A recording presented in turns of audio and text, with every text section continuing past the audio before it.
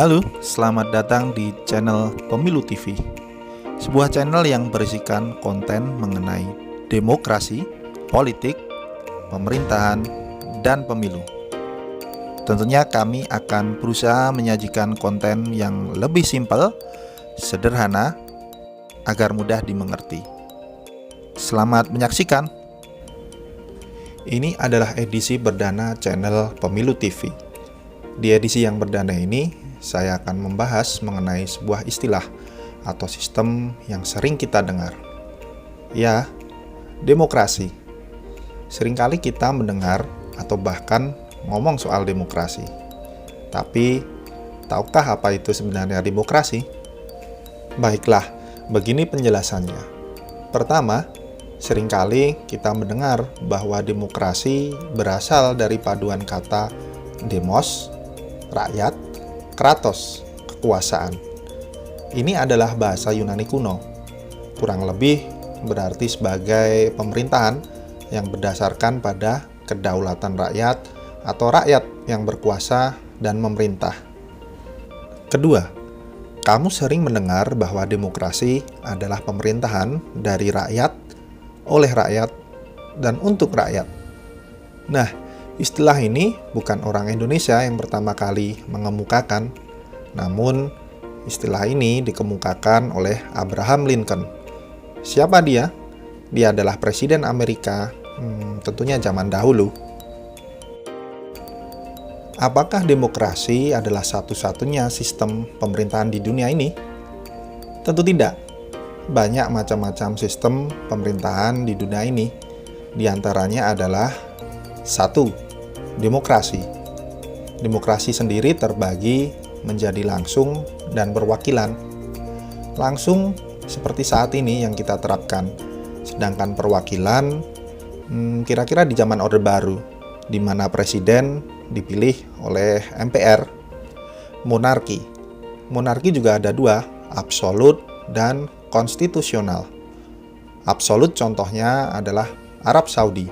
Raja atau sultan berkuasa penuh. Sultan Andara? Tentu tidak.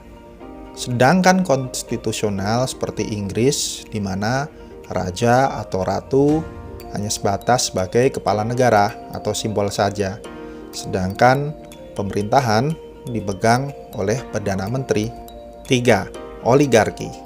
Oligarki ada plutokrasi dan aristokrasi. Pada intinya, oligarki ini kekuasaan hanya dipegang atau dikendalikan oleh segelintir orang saja.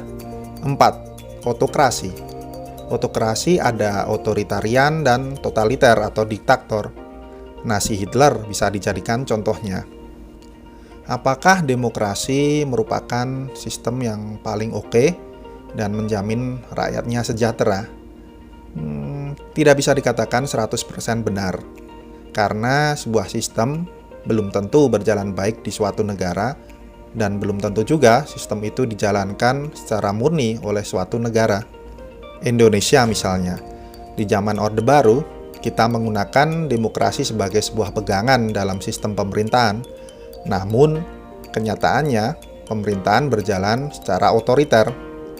Atau Cina yang berhaluan komunis dan bisa dikatakan otoriter. Namun, ekonomi mereka berhasil menyaingi Amerika sebagai negeri adidaya. Kembali lagi kita ke topik utama. Lalu, sebenarnya apa itu demokrasi? Ada banyak definisi atau pendapat dari para ahli mengenai demokrasi. Ada Aristoteles, Rousseau, Montesquieu, Bentham, Habermas, Van Hanen, Huntington, Schumpeter, Dahl, dan lain-lain. Agar nggak terlalu banyak, saya cukup memberikan dua definisi atau pengertian demokrasi yang mungkin lebih bisa dipahami dengan lebih mudah. Pertama, pendapat dari Joseph Schumpeter. Menurutnya, agak susah sih memahami kata-kata yang belibet kayak gini. Tapi pada intinya, teman-teman semua, menurut Schumpeter itu, demokrasi ya persoalan pembuatan kebijakan atau keputusan di tingkat elit sana, dan elit itu dapat menentukan keputusan ataupun kebijakan setelah mendapatkan amanat dari rakyat melalui kompetisi atau pemilu.